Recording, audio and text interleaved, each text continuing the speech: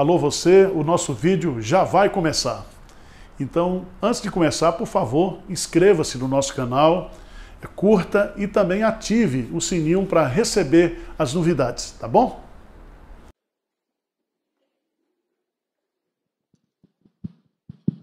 Bom dia, irmãos. Vamos abrir a palavra de Deus lá em Josué, capítulo 3. Josué, capítulo 3.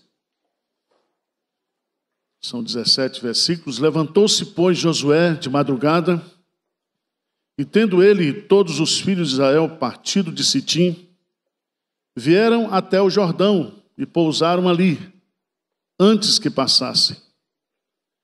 Sucedeu ao fim de 3 dias que os oficiais passaram pelo meio do arraial e ordenaram ao povo, dizendo: quando virdes a arca da aliança do Senhor vosso Deus, e que os levitas sacerdotes a levam, partireis vós também do vosso lugar e a seguireis.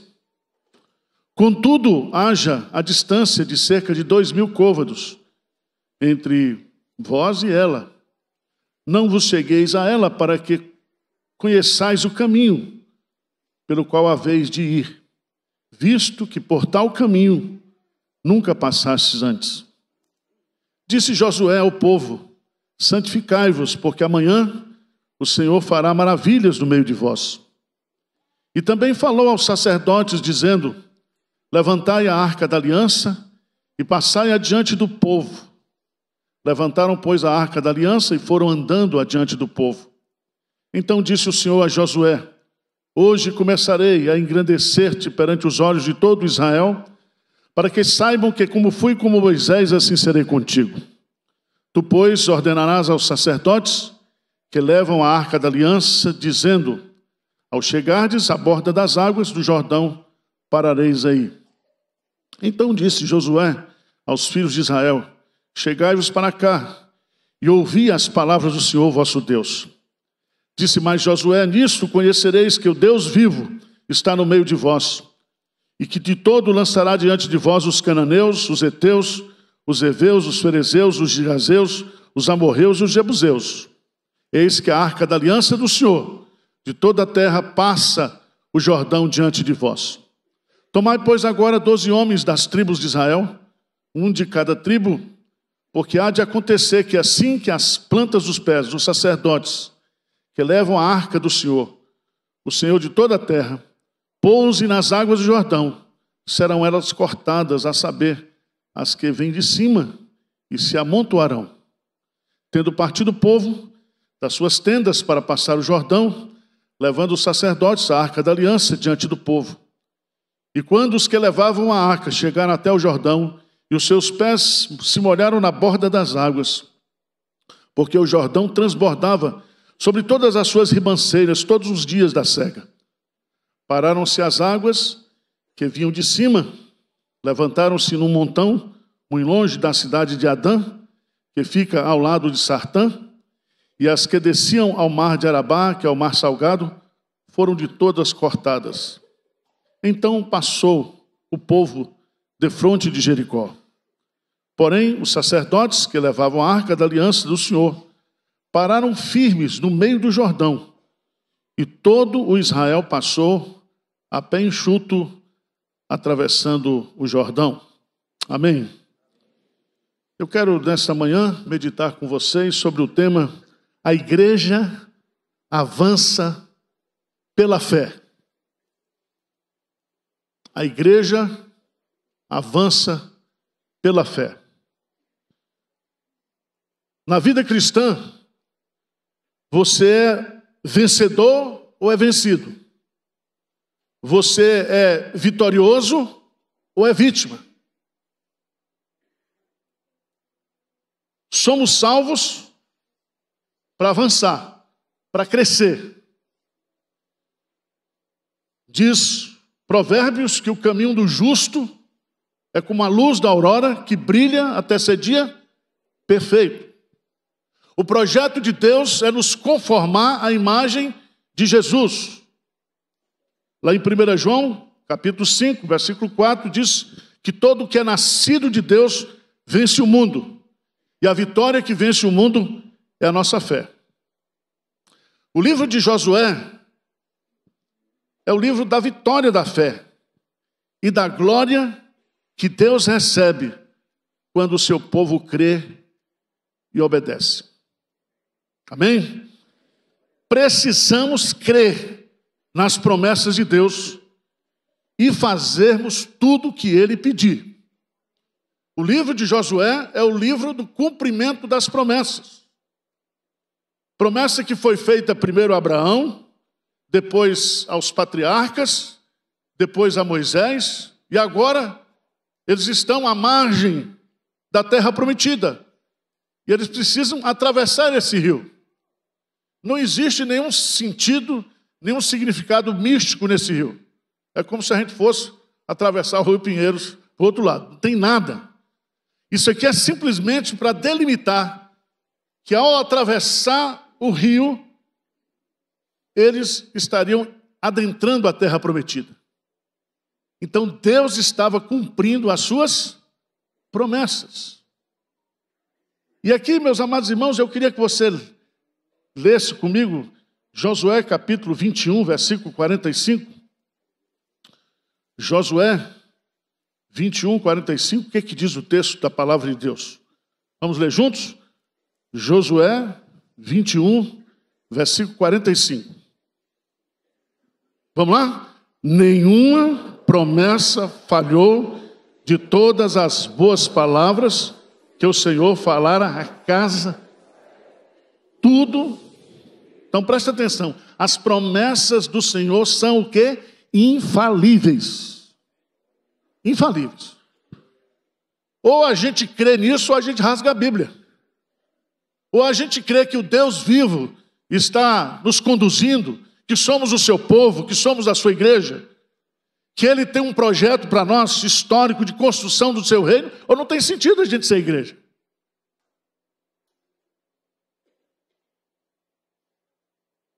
Mas veja bem, Hudson Taylor, que foi missionário na China, ele fez uma reunião com um grupo de missionários que trabalhavam com ele. Ele disse que tem 3 maneiras da gente fazer a obra. A primeira delas é nós contratarmos aqui pessoas especialistas, fazermos um plano nosso e executarmos esse plano com toda diligência e toda inteligência. A segunda maneira de fazermos a obra é nós também trabalharmos um projeto nosso, elaborarmos um projeto e depois pegarmos esse projeto e consagrarmos a Deus em oração, pedindo a Deus que faça do jeito que nós planejamos. Mas a terceira maneira, diz Hudson Taylor, é nós fazermos tudo do jeito de Deus. Ele é o dono da obra, Ele é quem faz a obra através de nós, todos os recursos para a obra vêm dEle.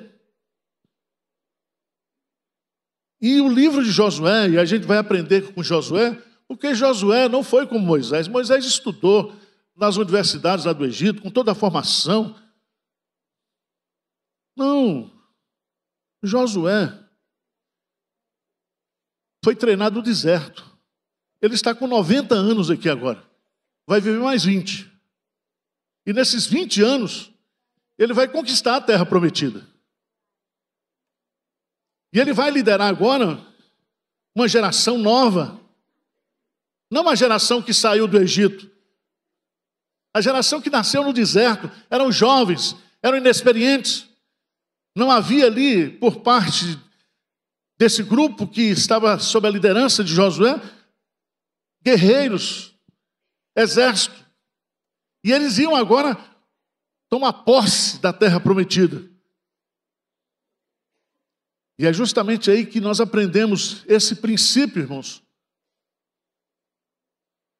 Precisamos crer nas promessas de Deus e fazermos tudo que Ele nos pedir.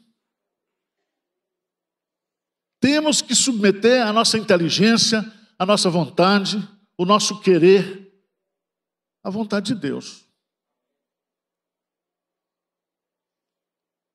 Aqui, a igreja avança pela fé.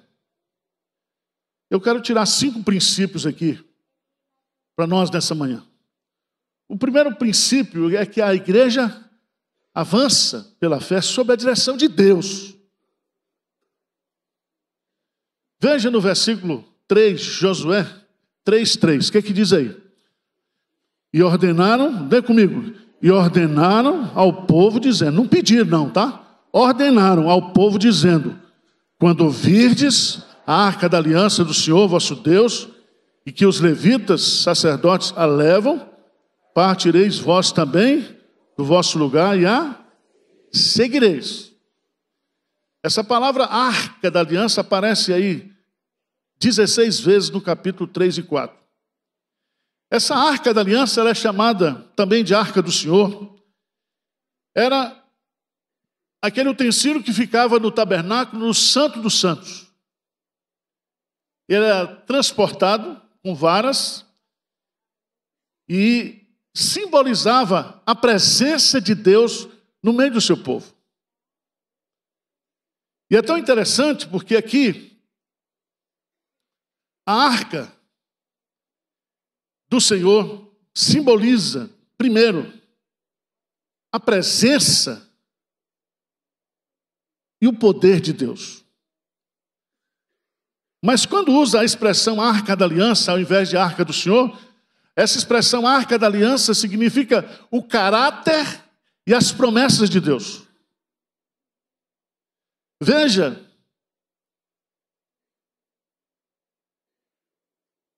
que quem vai direcionar a travessia, quem vai abrir o mar, não é Josué, não são os sacerdotes, mas é Deus simbolizado na arca. Veja lá, por favor, Deuteronômio 31. Deuteronômio 31, versículo 8. Lê comigo bem forte as últimas palavras de Moisés a Josué. Vamos ler o versículo 7 e 8, o que diz aí? Chamou Moisés a Josué e lhe disse na presença de todo Israel, ser forte e corajoso, porque com este povo entrarás na terra que o Senhor, sob juramento, prometeu dar a teus pais, e tu os farás herdá-la. O Senhor é quem vai, Ele será contigo, não te deixará, nem te desamparará. Não temas, nem temores. Então preste atenção. Deus vai dar a terra será herdada, mas quem vai à frente, conduzindo o povo, guerreando pelo povo, dando vitória ao povo, é o próprio Deus.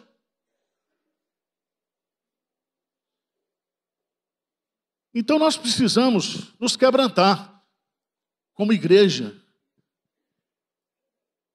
e entender que quem manda na igreja é Deus, quem dirige a igreja é Deus, e que nós devemos estar submissos aos projetos de Deus, aos planos de Deus. Amém?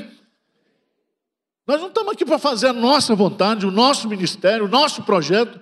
Nós estamos aqui para realizar aquilo que Deus quer fazer através de nós.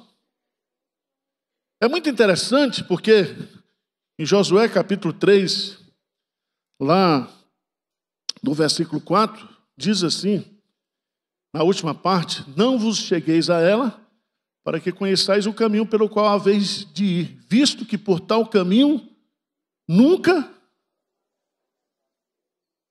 nós vamos viver experiências com Deus que nós nunca vivemos. Não tem arquivo, não tem histórico. É Deus que está no futuro, é Deus que está lá adiante, é Deus que está conduzindo tudo.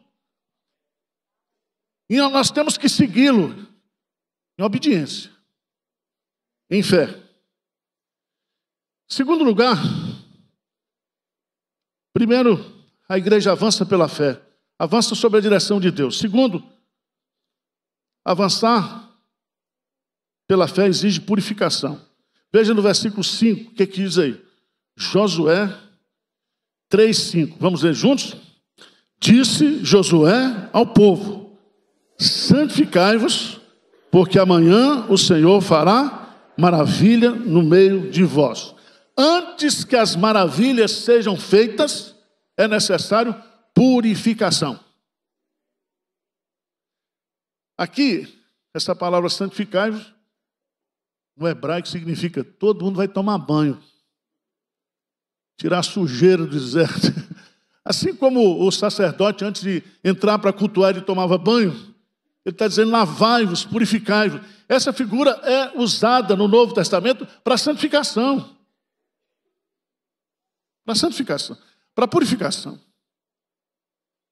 Você vai descobrir depois, no capítulo 5 de Josué, que antes de Deus dar a vitória contra Jericó, o povo precisa circuncidar-se e precisa celebrar a Páscoa.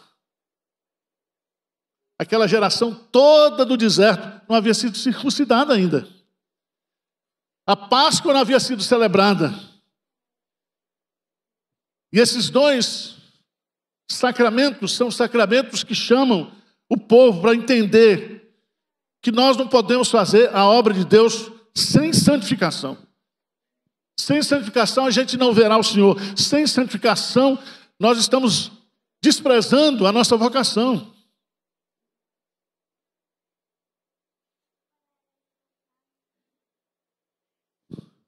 Abra sua Bíblia, por favor, no Salmo 77, versos 13 e 14. Vamos ler juntos.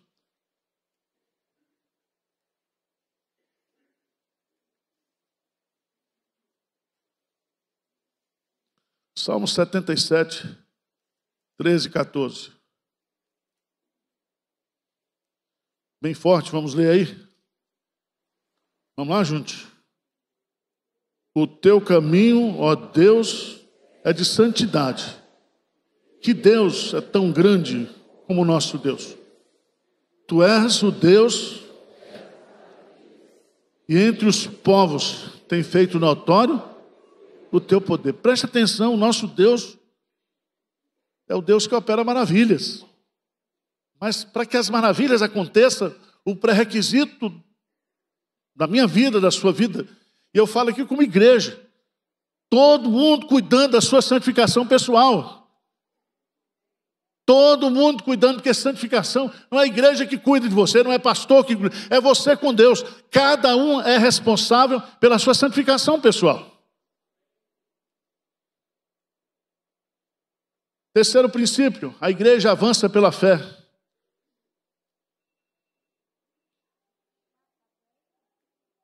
Com a coragem dos líderes. Eu já falei aqui, irmãos, Deus trabalha com liderança. E se nós tivermos uma liderança incrédula aqui, a igreja não avança. O que está matando as igrejas são líderes incrédulos, que não têm chamado de Deus, que não têm vocação de Deus, e que na hora de enfrentar os desafios de Deus, não querem sair da zona de conforto. E desenvolvem até teologia para justificar inércia, desobediência, incredulidade. Se você observar, Josué está dando todo o comando, e Josué vai dizer para o povo, versículo 10, lê comigo. Disse mais Josué: e nisso conhecereis que o Deus vivo está no meio de vós. Só presta atenção, o Deus vivo está no meio de nós. Os deuses dos cananeus são deuses mortos, mas o verdadeiro Deus, o eu sou, está no nosso meio. Está no nosso meio. E veja no versículo 11 que ele vai dizer: eis que a arca da aliança do Senhor de toda a terra passa o Jordão diante de vós. Então, a aliança do Senhor de toda a terra, porque toda a terra pertence ao Senhor. Josué dá essa palavra para o povo. Josué vai dizer também. Eu não sei se a gente podia chamar os presbíteros dele, né? Fica mal, né? Mas o que ele faz? Ele chama os sacerdotes e aqueles que transportavam a arca, os levitas, e diz: vocês vão na frente. E na hora que vocês pisarem os pés na beira do rio, o rio vai se abrir. Mas não foi só isso, não. Quando chegar no meio do rio, vocês vão ficar parados. Já pensou? O presbítero com o coração fraco, aquela coluna de água, ah, meu Deus, vai desabar. Para que serve liderança, irmãos? Para inspirar. Se a liderança não inspira, se a liderança não sai na frente, se a liderança não paga o preço, se a liderança não faz sacrifício, a igreja não anda. E aqui eu quero dizer aqui, esses líderes aqui não estão fazendo sacrifício pelo seu ministério não, tá? Porque tem líder aqui em Pinheiro que só faz sacrifício pelo seu ministério. Vem todas as programações do seu departamento, da sua sociedade, e que a igreja que se dane. Não é assim não, filho. Você não é líder coisa nenhuma. O povo ficou lá. Passou o dia, Alain. O povo passar. Foi um dia. Veja lá, Josué 4, 17 e 18. Vamos ver o que diz lá. Josué 4, 17 e 18. Vamos ler juntos? Então ordenou Josué aos sacerdotes, dizendo: subi do Jordão. Ao subirem do meio do Jordão, os sacerdotes que levavam a arca da aliança do Senhor, e assim que as plantas dos seus pés se puseram na terra seca, as águas do Jordão se tornaram ao seu lugar e corriam como dantes sobre todas as suas ribanceiras. Os líderes foram os primeiros a chegar e os últimos a sair. Eu vejo diácono reclamando aqui porque o culto está demorando, não sei o quê, sai fora, rapaz, deixa de ser diácono.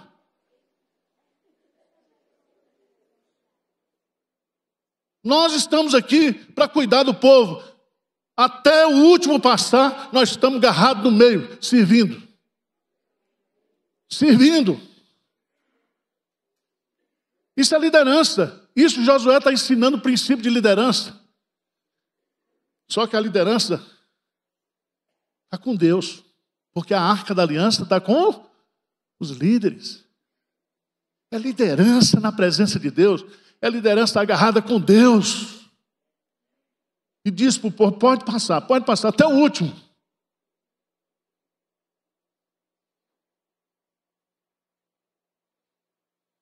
Irmãos, a igreja avança sob a direção de Deus, a igreja avança em santidade, a igreja avança pela fé e coragem dos líderes, a igreja avança para experimentar os milagres de Deus. Se a igreja não avança e não crê, o Rio Jordão não se abre. Em Josué capítulo 1, versículo 3. Josué 1:3. Diz assim, 1:3. O que diz? Todo lugar eu tenho dado. Então, quanto mais você vai entrando, você vai avançando, você vai o quê? Conquistando. Aqui em Josué 3,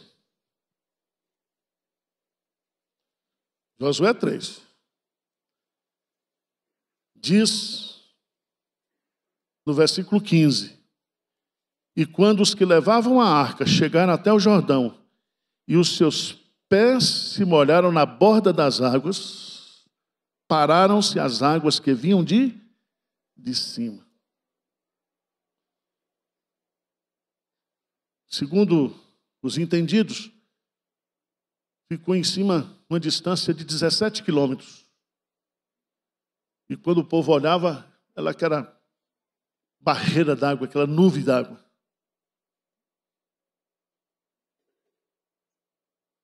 Eles vão passar por um caminho que eles nunca tinham passado. Eles vão experimentar e conhecer algo do poder de Deus que eles nunca tinham visto. Essa nova geração, ela nasceu no deserto, ela não abriu, não passou pelo Mar Vermelho. E aqui, meus amados irmãos, nós precisamos entender que nós temos que botar o pé da água. Nós temos que ter coragem de avançar. Essa semana nós recebemos uma casa. Quando nós mudamos para cá, em 2011, 2010, nós estávamos com esse tempo sem construir e só tínhamos a casa do departamento infantil. Essa primeira que foi derrubada. Hoje nós já compramos 14 casas.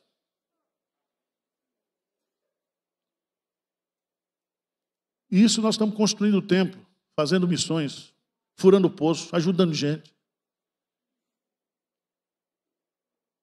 Essa casa que nós compramos, recebemos essa semana aí, da esquina, não é falta de planejamento nosso, não, tá? Essa casa já estava comprada há 2 anos, mas estava num processo judicial, que se resolveu e nós pagamos 3 milhões à vista. Só que é uma casa estratégica. Da frente para a praça, essa casa hoje, o terreno, só o terreno vale 4 milhões e meio. A igreja está avançando. Tomara que o Alto de Pinheiros se tornasse o Alto dos Presbiterianos.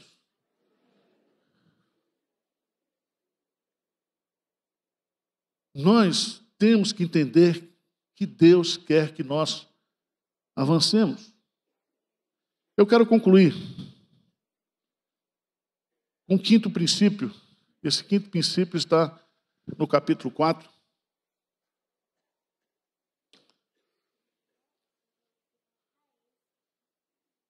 Josué, ele chama os seus homens e pede para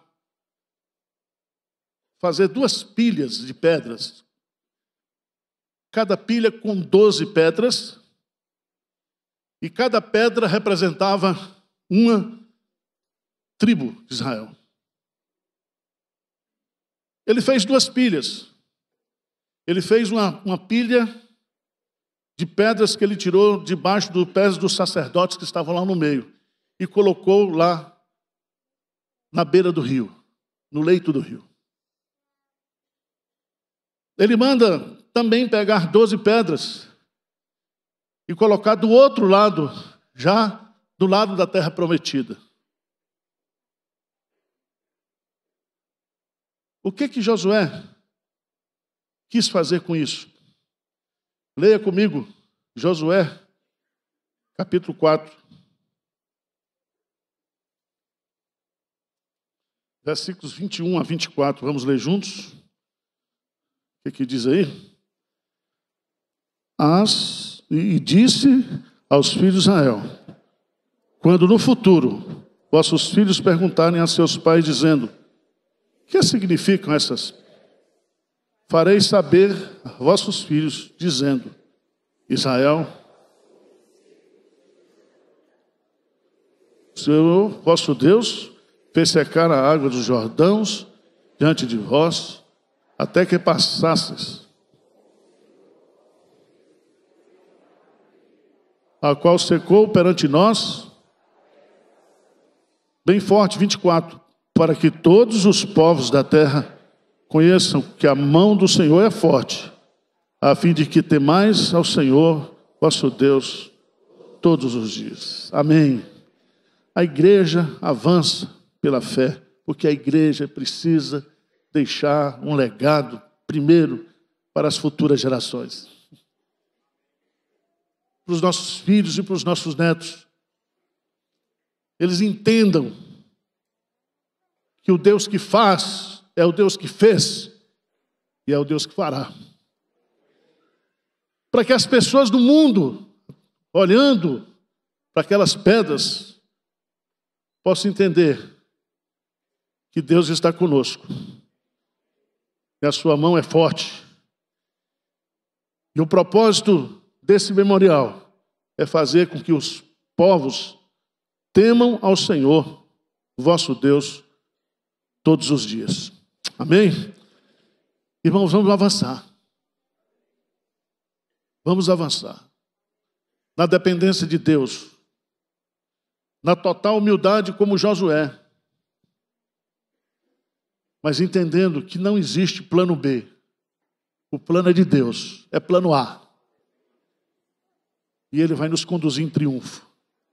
Ele vai nos levar adiante. Amém?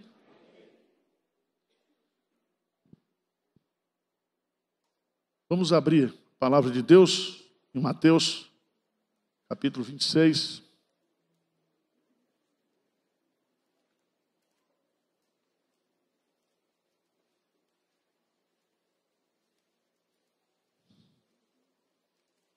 Mateus 26.